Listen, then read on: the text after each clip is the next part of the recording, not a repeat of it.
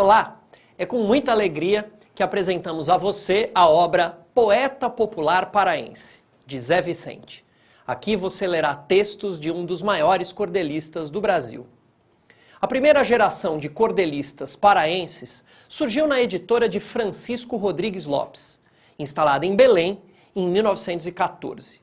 Os poetas paraenses aprenderam o modelo da literatura popular nordestina e alguns deles alcançaram grande sucesso de público. Os principais poetas locais adotaram pseudônimos, ao contrário do poeta nordestino em geral, que costuma usar o seu próprio nome. Lindolfo Marques de Mesquita foi Zé Vicente, cordelista e cronista. Ele colaborou na imprensa de Belém e foi o maior dos 5 poetas da primeira geração de cordelistas. Na carreira administrativa e política, ele foi prefeito municipal da Vigia e teve diversos cargos públicos. Em tempos difíceis, o folheto de cordel chegou a sustentá-lo. Ele nasceu em Belém, em 11 de janeiro de 1898. Era filho de cearenses e foi casado com uma paraibana. Morreu na mesma cidade em 1975. Quando jovem, fez jornalismo e publicou crônicas humorísticas. Embora vinculado a um jornal polêmico no debate político, Lindolfo Mesquita era funcionário público e perdeu o emprego durante a Revolução de 30. Zé Vicente compunha bem, trabalhava com bom estilo, mas o folheto não deixa de demonstrar subordinação a uma nova ordem que trazia transformações sociais profundas para o povo. O poeta rendia homenagem aos ricos e aos poderosos. A década de 1930 mostra o engajamento de Zé Vicente no ciclo das revoluções.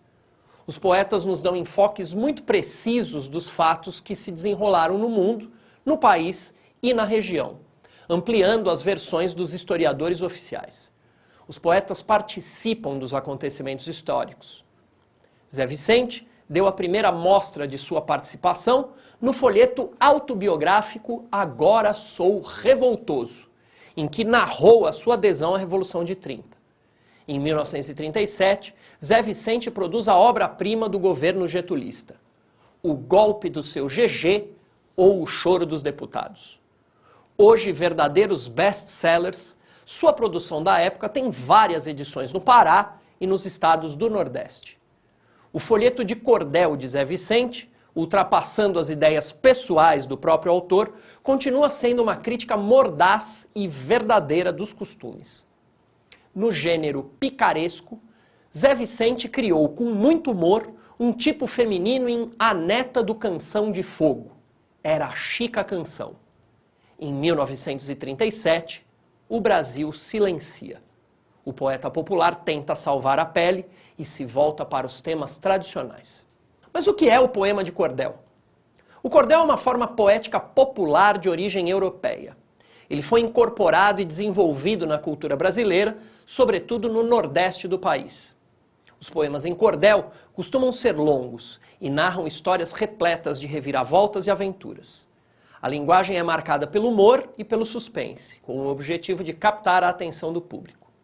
Desde a sua origem, para facilitar a memorização e a recitação falada, esses textos apresentam um esquema próprio de rima e uma métrica específica.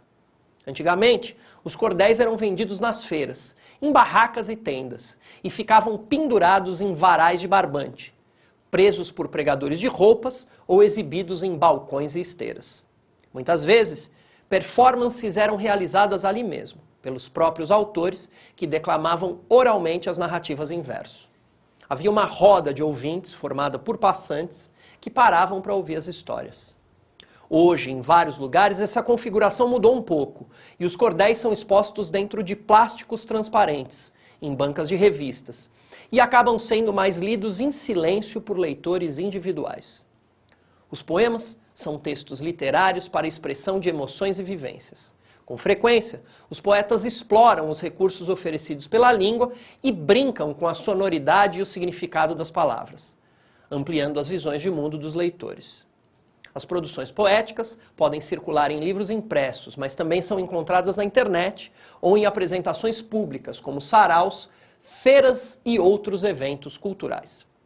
Algumas dessas obras podem também ser musicadas e interpretadas por cantores. O poema em cordel pode contar histórias de amor, casos fantásticos ou assustadores, causos e anedotas, versões de lendas populares e clássicos da literatura. Ou mesmo, pode também narrar fatos históricos marcantes para a vida de uma comunidade. A matriz oral dos cordéis remonta a tempos ancestrais, quando histórias eram compostas e contadas por rapsodos e aedos para entreter um grupo de ouvintes. Muitas narrativas célebres que conhecemos hoje, como os poemas épicos e antigas sagas, nasceram nesse contexto de oralidade e somente depois de muito tempo ganharam versões escritas. No caso do cordel, temos uma forma poética cujas origens podem ser encontradas nas tradições orais da Antiguidade Clássica. Além disso, os trovadores medievais da Europa, em Portugal, na Espanha e no sul da França, compunham e recitavam poemas narrativos. Durante o século XIX, no Brasil, e em especial no estado da Paraíba, os poemas narrativos começaram a circular em forma de livretos expostos nas feiras populares. Obrigado e até a próxima.